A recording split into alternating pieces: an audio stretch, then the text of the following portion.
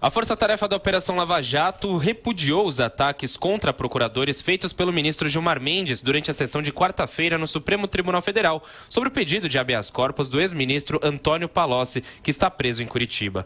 Em nota divulgada nesta quinta-feira, a força-tarefa chamou as acusações de genéricas e citou o sentimento negativo de Gilmar com o sucesso da Operação Lava Jato em desbaratar organizações criminosas. A Associação Nacional dos Procuradores da República já havia lamentado o que chamou de opiniões desrespeitosas e incabíveis na voz de um representante da Suprema Corte. Também repudiou o ataque ao procurador Diogo Castor de Matos, que em determinada fase do discurso foi citado pelo ministro Gilmar Mendes. Nós vamos ser, no mínimo, cúmplices de grandes patifarias que estão a ocorrer.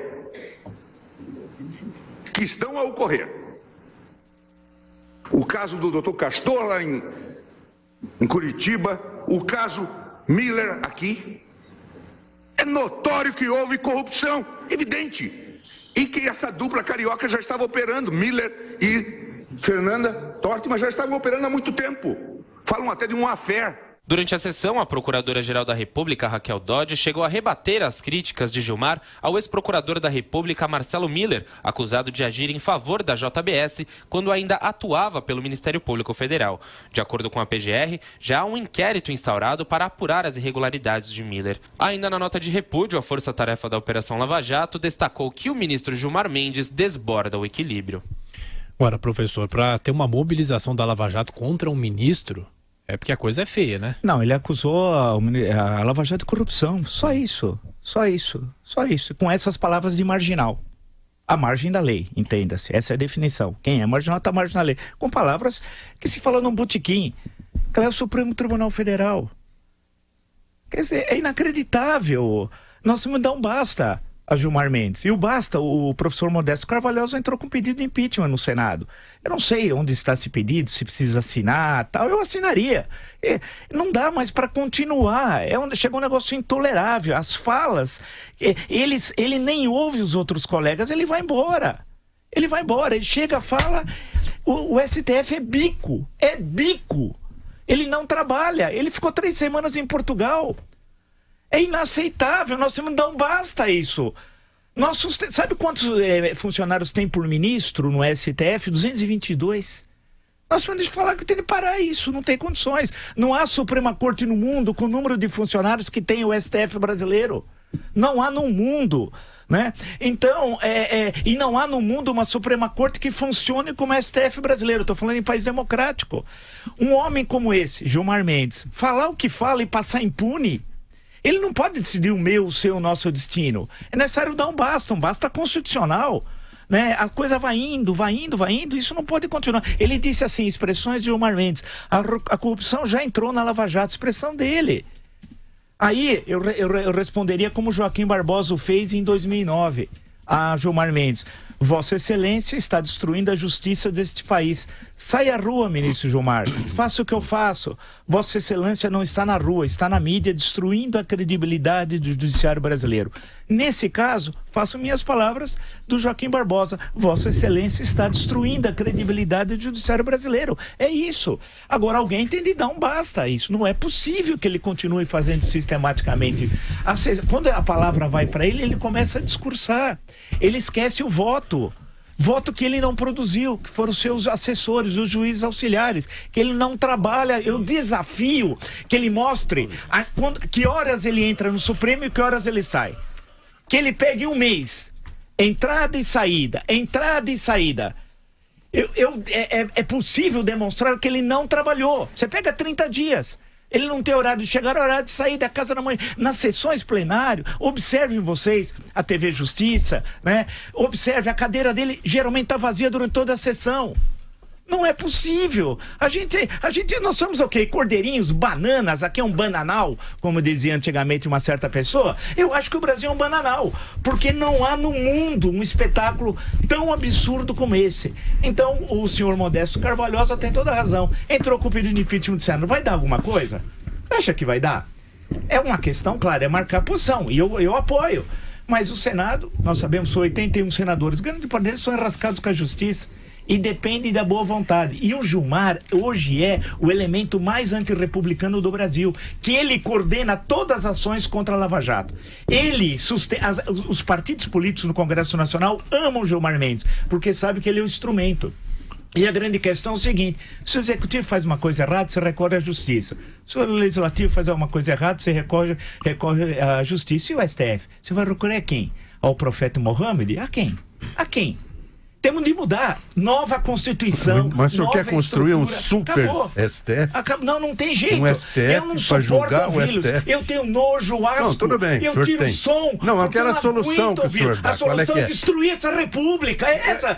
Põe o quê? Construir uma nova. Mas tem que botar. É essa a questão. Queremos uma nova Constituição, tudo não bem. com 250 artigos. Mas haverá uma Constituição e haverá um Supremo. Haverá, mas não esse. Esse é um Supremo que é uma farsa. É uma falácia. Bando de gente que não trabalha.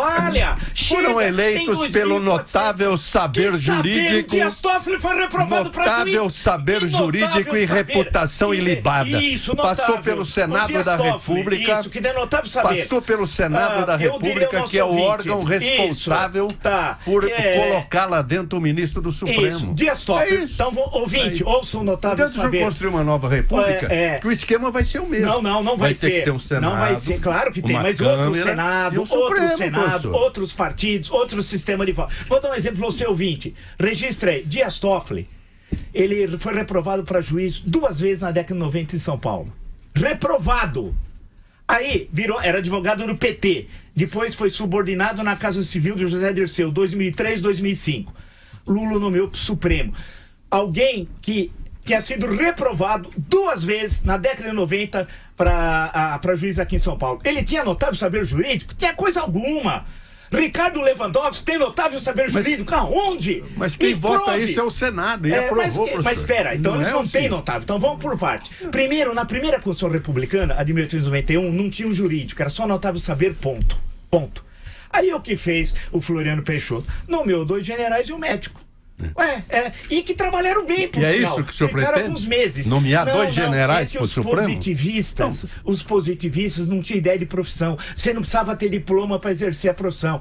A concepção positivista, essa de Augusto Conte, isso é uma outra coisa. Certo. Então, o que aconteceu? Depois o Congresso, eles entraram, mas o Congresso derrubou. A partir de então, eles incluíram a expressão jurídico e tal. Foi o Barata Ribeiro, que é nome de rua em Copacabana, que é pai do Agildo Barata e avô do Agildo Ribeiro, do conhecido humorista tal. O Barata Ribeiro é um célebre republicano e abolicionista, muito capaz tal. Era claro que era aquelas coisas do Floriano. O Floriano não estava nem aí com o Supremo, com coisa alguma. Lembra com aquela velha expressão do Floriano? O Supremo vai dar habeas corpus a um político perseguido por ele. Ele falou: pode dar, eu quero ver quem vai dar habeas corpus dos ministros. Então era coisa do Floriano, que tinha um desprezo. Leia o Euclides da Cunha, diz no Contratos e Confrontos. E no Triste Fim do Policarpo Quaresma. Claro, não, eu quero uma outra república. Outra. E acho que o povo brasileiro como os ministros seriam escolhidos, professor? Seriam escolhidos por um mandato de 9, como em outros países na Alemanha, tem 9 anos ou 10 anos de mandato, que passa por debates públicos, né? Uma outra forma, uma nova Constituição, essa tem 250 artigos e 75 de disposições transitórias, não é possível. É a Constituição mais longa da história do Brasil. Trata de tudo, até de futebol. De justiça desportiva, está na Constituição. Olha que absurdo. Tem que ter uma outra coisa. A gente tá farto. Outro dia, outra vez, a gente tem essa sessão do Supremo, por obrigação de ofício. Não aguento mais ouvir. Eu não aguento ouvir o Gilmar Mendes, ouvir a voz dele, né? O João Plenário chega atrasado e vai embora. Não é possível. Alguém tem que dar um basta. Um basta constitucional. Alguém dar só um super Supremo, não, é o Senado. O Senado tem impeachment. Existe na Constituição brasileira. Senado, então você que for votar então em senador agora, dia 7 de outubro, você pensa, olha, nós tiramos a Dilma. Lembra quando eu discuti aqui nessa do impeachment da Dilma? As pessoas falavam, não adianta ir à rua, não adianta nada. Ela tem mandato até 2018. Se o povo não tivesse mobilizado, ela estava lá. Foi o povo que derrubou a Dilma, não é essas instituições carcomidas aí. Eles só referendaram, com medo do povo, a Câmara e o Senado. E o Ricardo Lewandowski, que notável saber sobre isso, você não sabe nem ler a Constituição. Nem ler, ele sabe. Ele fatiou o impeachment, algo que é infatiável.